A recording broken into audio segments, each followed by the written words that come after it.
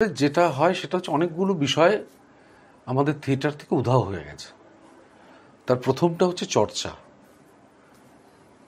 চর্চাটা এখন থিয়েটারে হয় না। সবাই এখন প্রোডাকশন করে।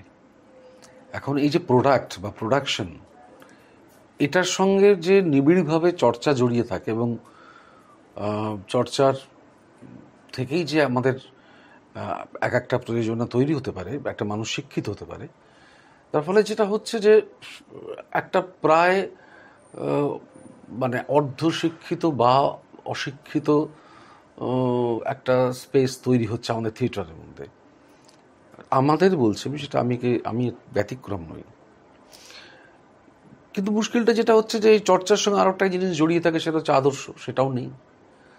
তার ফলে আমি কি কাজ করব, আমি আমি কি কথা বলতে চাই, কেন বলতে চাই এবং কিভাবে বলবো, এটা সম্পর্কে যদি মানে আমাদের নিজস্ব যদি একটা প্রত্যয় না থাকে, তার ফলে যা হওয়ার তাই হচ্ছে আর কি।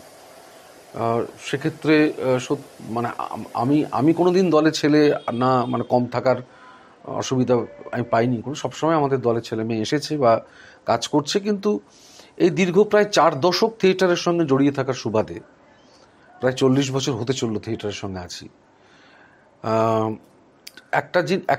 একটা কথা বারবার আমার আমার যেটা মনে হয় যেটা হচ্ছে যে যত দিন এগিয়েছে তত বোধহয় আমরা খুব চটজলদি সাফল্যের দিকে এগিয়েছি।